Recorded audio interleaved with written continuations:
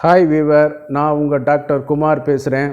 இன்றைக்கி நம்ம நண்பர் ஒரு கேட்ட கேள்விக்கு ஒரு பதிலளிக்கக்கூடிய ஒரு விதமாக தான் இன்றைக்கி இந்த வீடியோ பார்க்க போகிறோம்.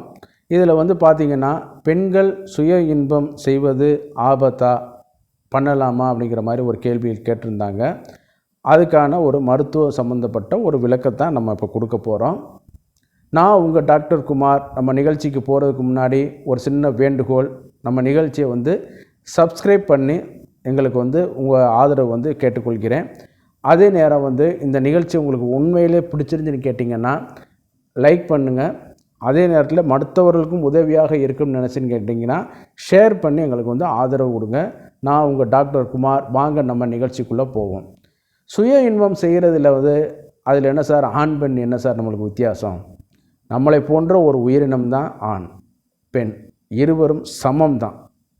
ஆனால் இந்த சுய இன்ப பழக்கம் வந்து ஆண்களிடம் வந்து ஒரு விகிதாச்சார அடிப்படையில் வந்து அதிகமாக காணப்படுகிறது. பெண்களிடம் வந்து அது குறைவாக காணப்படுகிறது. இதற்கு காரணம் வந்து நம்ம சமுதாய ஒரு கட்டமைப்பு. இதுதான் ஒரு முக்கியமான ஒரு காரணம். எல்லா நாடுகள்லையும் இப்படி தான் காணப்படுது. அதுக்காக ஒவ்வொரு நாட்டில் அதிகமாக இருக்குது, இந்த நாட்டில் குறைவாக இருக்குது அப்படிங்கிற மாதிரிலாம் நம்ம சொல்ல முடியாது.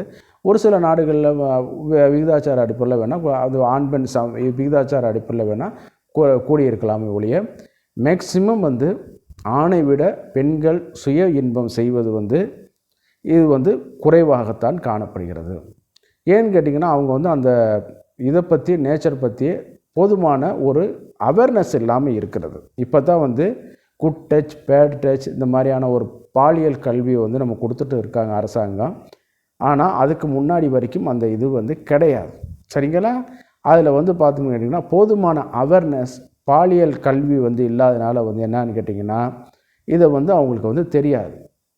இதே நேரத்தில் வந்து பார்த்திங்கன்னா, ஒரு ஆக்சிடெண்டலாக ஒரு டச் நடந்தால் கூட அவங்களால் வந்து சில நேரம் வந்து ஒரு புதுவித கிளர்ச்சிக்கு வந்து ஆட்பட்டு விடுவார்கள்.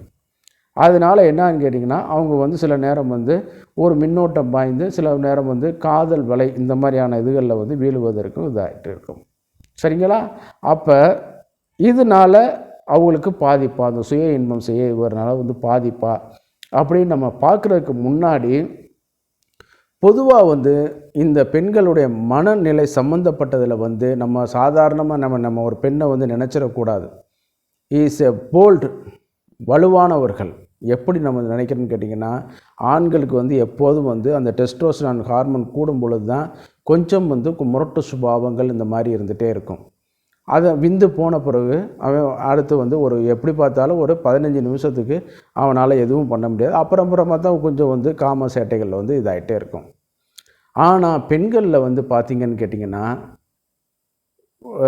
அதாவது இந்த மாதவிடாய் காலத்துக்கு முன்னர் வந்து அந்த ஹார்மோனல் இதில் வந்து வரும் பொழுது ஒரு மனநிலையிலையும் சில மாற்றங்கள் வரும். கண்டிப்பாக உண்டு.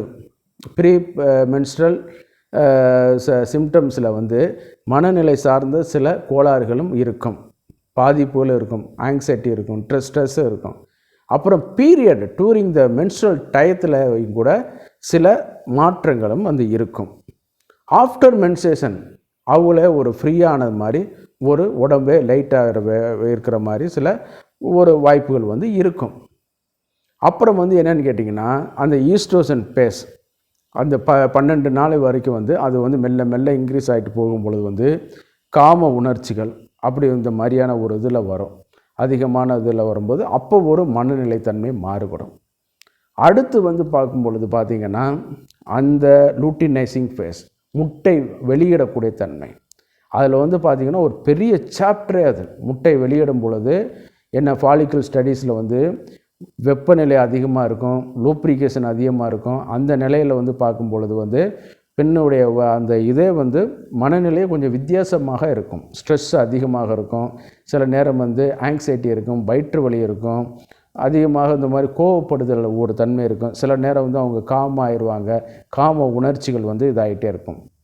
முட்டை விட்டு வெளியில் வந்துருச்சு, இது கருத்தரித்தல் நடந்துச்சுன்னா அது வந்து வேறு மாதிரியான சில அறிகுறிகள் கொடுக்க ஆரம்பிக்கும், சைக்காலஜிக்கலாகவும் கொடுக்கும். அதே நேரத்தில் வந்து முட்டை வெளியிட்ட கருத்தரிக்காமல் போயிடுச்சு அப்படின்னு கேட்டிங்கன்னா ப்ரொஜெஸ்ட்ரான் பேஸ் ஸ்டார்ட் ஆகி அந்த மென்சுரல் டைம் வரைக்கும் அவங்களுக்கு வந்து சில உடல் ரீதியாகவும் மன ரீதியாகவும் நிறைய இதை வந்து சந்திப்பார்கள்.